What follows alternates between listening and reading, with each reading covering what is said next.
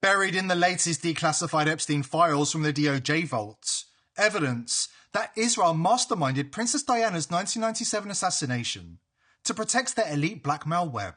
Diana wasn't just a threat, she was a ticking bomb. She was set to go public, opposing Israel's crimes against humanity. The exact same move that cost Charlie Kirk his life more than 2 decades later. But she dug deeper. Documents confirm she amassed proof of global elite child exploitation rings, with smoking gun intelligence on the British royals' involvement. She had the dirt on their bloodline horrors, predators shielded by crowns, titles, and Mossad operations. So they erased her, staged a crash in Paris, with blinding flashes and sabotage breaks. Pure ritual slaughter. A veiled execution under an occult bridge, warning off any who challenged the empire. No drunk driver, no tragic mishap. This was a cold-blooded ritual execution, staged under that occult bridge to send a message to anybody who dared threaten the bloodline empire. And when you hear the raw, gut-wrenching truth, straight from her closest confidant, Christine Fitzgerald, you will finally understand why they had to move against her so fast and so brutally. Before we dive in, subscribe to the channel if you haven't already, and join the People's Voice Locals community to join our incredible community, support the channel, and gain access to exclusive and uncensored content. The British monarchy is reeling from its most shocking humiliation in modern history. Former Prince Andrew was arrested on his 66th birthday, which was exactly 666 days after a blood-soaked white horse escaped the royals and galloped through London. In the world of occult symbolism, where 666 is the mark of the beast, and white horses carry apocalyptic weight, the alignment is too precise to dismiss. The elite have long favoured occult-linked dates for their darkest rituals. Symbolism is their signature. Enter Annie McCon, ex-MI5 whistleblower, who blew the lid off Princess Diana's 1997 accident. In her book Spies, Lies and Whistleblowers and Public Statements, McCon revealed that Diana was assassinated by intelligence services on behalf of Israel and the global cabal, via a blinding white strobe light flashed in the Paris tunnel to disorient the driver. Why did they take her out? Because Diana, one of the world's most loved public figures, was preparing to expose Israel's crimes against humanity. Sound familiar? Diana wasn't just a loose end, she was a wildfire they couldn't let spread. The rest of it, and I have to say, my personal opinion, I think, yes, they did intend to at least seriously injure or kill her. And it's not just about the fact that, was she pregnant, wasn't she? We'll never know because they embalmed her against all French law so quickly. And all the other speculative things you see in the press. It's also the fact that it was reported that she was being a great success in the landmine campaign that she was running. Yes. But also, she was about to go into campaigning on the behalf of the Palestinians. Now, you can imagine someone of Princess Diana's profile doing that. They would not have tolerated it. They could not have dealt with that. So I think that's why she was taken out.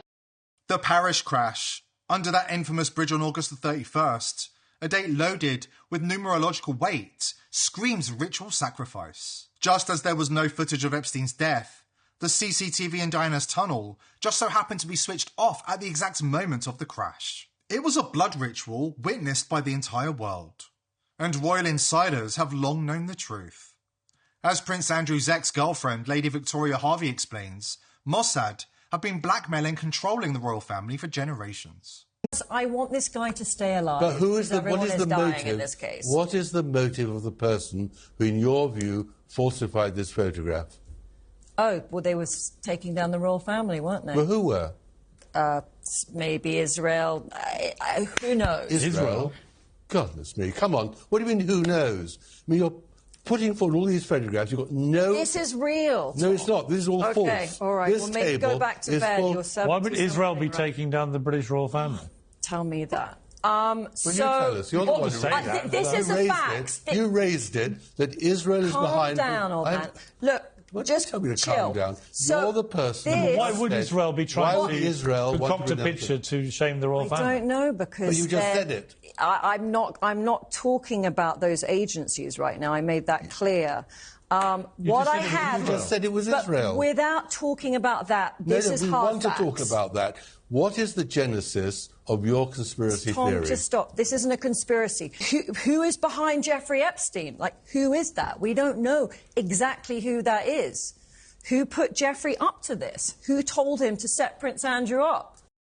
Now, the Epstein files have blown the lid off the cover-up. The Epstein-Maxwell network wasn't just a sex trafficking operation, it was a thread, running straight into the heart of an occult elite that has operated in the shadows for centuries. The connections go far deeper and darker than most people realise. Ghislaine Maxwell wasn't some latecomer to this world. As the daughter of Robert Maxwell, a confirmed Mossad asset and media mogul, she was steeped in it from childhood. One chilling detail comes from Epstein survivor Maria Farmer. Maria Farmer was a young artist working at Epstein's property in 1996 when she says Epstein and his partner, Ghislaine Maxwell, raped her. She says she first went to the NYPD and then to the FBI, but no one took any action at all.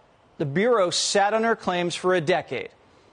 Farmer recounted to Whitney Webb how Ghislaine boasted about bullying and tormenting Princess Diana as a young woman. Farmer described Maxwell laughing about it, saying, "Look, there, we made her cry. Isn't that funny?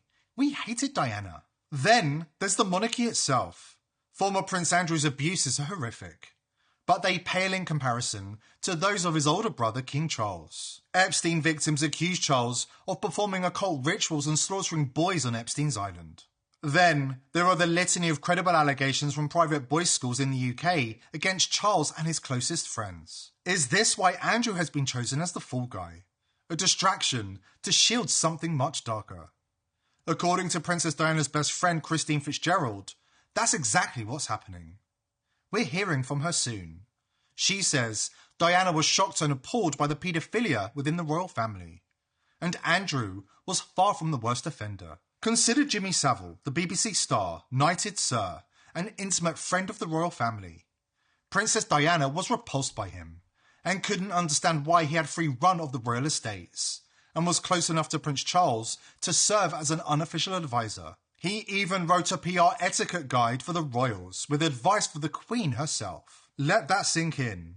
A predator who boasted about necrophilic acts in hospital mortuaries and whose rings were set with ice stolen from children, instructing the royals on etiquette. Savile liked victims of any age, gender, dead or alive, his own words, per multiple accounts.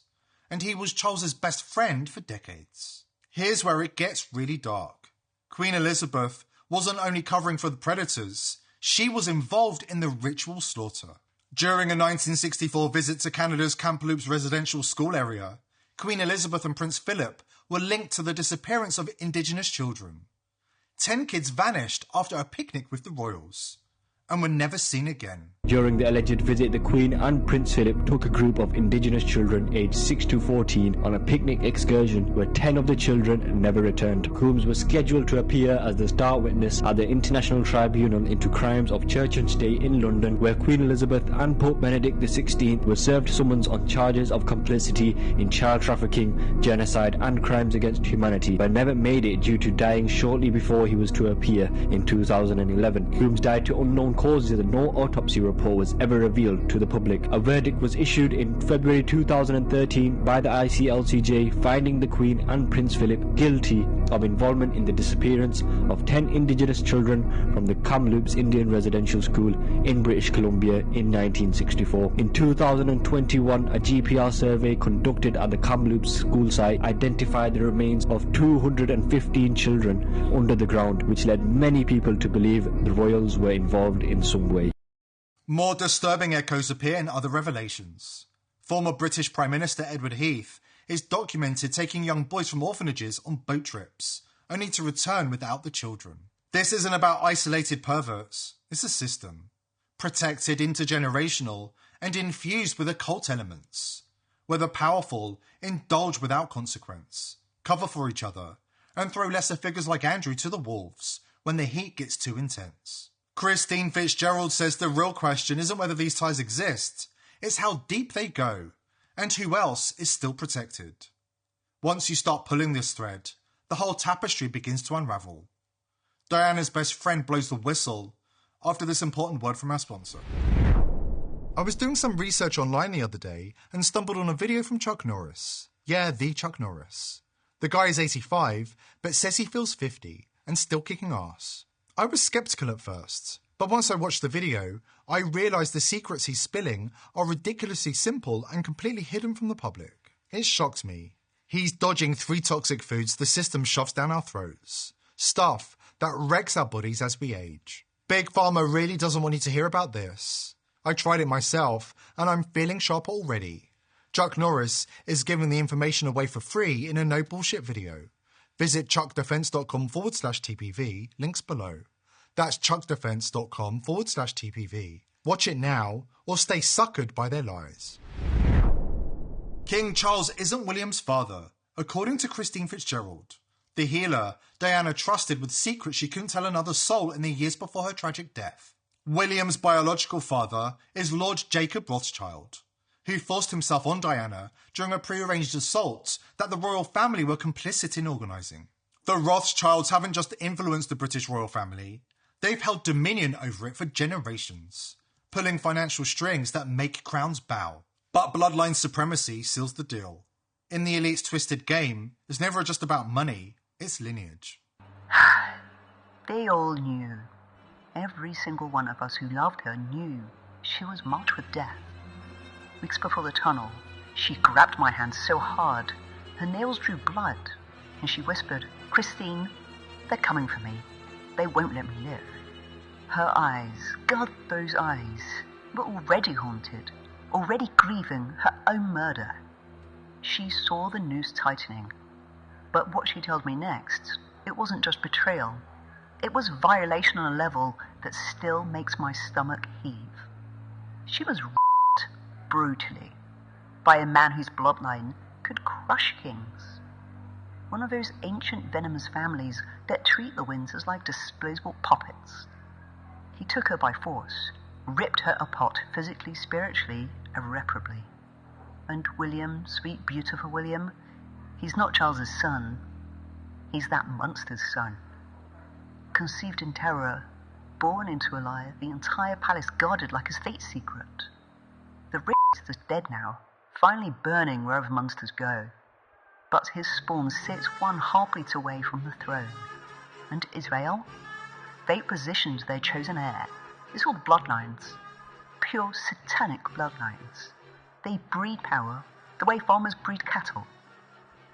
Diana walked into that marriage blind. What she found inside Buckingham Palace's walls broke her. Ritual killings in candlelit basements. Blood poured over altars, while they chanted names no human should know. Child sacrifice. Tiny bodies vanishing into the estates. Screams swallowed by stone. The deeper she looked, the blacker it got. Charles knew. The Queen knew. She vomited for hours after witnessing her first ceremony. The media said she was bulimic. Not true. For years she couldn't eat, couldn't sleep, couldn't unsee the faces of the lost children staring back from the dark. She tried to stay silent, for the boys, for survival. But the horror kept growing, metastasizing. Finally, she couldn't choke it down anymore. She started collecting proof. Names, dates, photographs, eyewitness accounts. She was going to burn it all down. Exposed a royal paedophile cult, the occult machinery, the foreign intelligence tentacles wrapped around it. That's when the machine activated. MI6, Mossad. They didn't just plan a crash.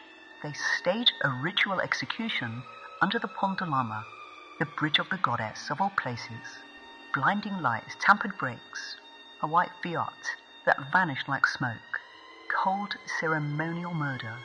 They murdered her because she was going to save the children, because she was going to name names, because her light threatened to incinerate their entire shadow empire. The good ones always die young. The purest hearts get ripped out first. The world is colder, darker, emptier without her. I feel her absence every single day, like a hole punched through my chest that never heals. But her truth, it screams through me now. It will scream through anybody who has the courage to listen. They took her body. They'll never take her voice.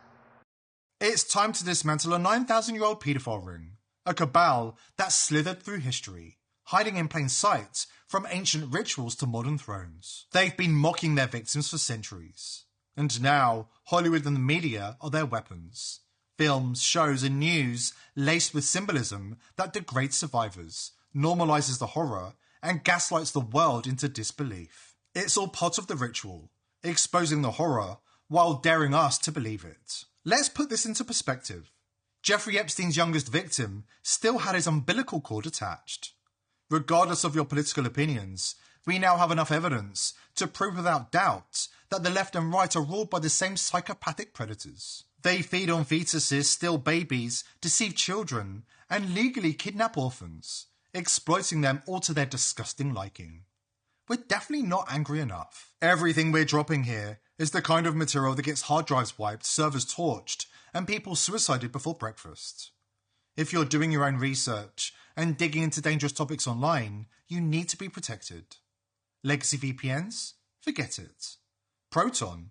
It's literally funded by the WEF and EU. Let that sink in. Express, Nord, Surfshark, they all keep logs, they all cave to warrants. They're all headquartered in 5, 9, 14 ICE countries that will hand your IP over faster than you can blink. You need something that cannot betray you. That's VP.net, the world's first trustless VPN. No central servers they can raid, no logs they can seize, because there's nothing to seize. It runs on blockchain nodes spread across thousands of independent operators. Even if the entire US government demands your data, there's no one to hand it over to. It's mathematically impossible to de-anonymize you. Do it before you dig any deeper. VP.net/TPV. That's all it takes to keep your searches, your passwords, your fingerprints, your downloads, and your late-night rabbit holes completely private. No logs, no backdoors, no subpoenas that ever get answered. VP.net/TPV. One click and you're gone. Smart people are already there. See you on the other side.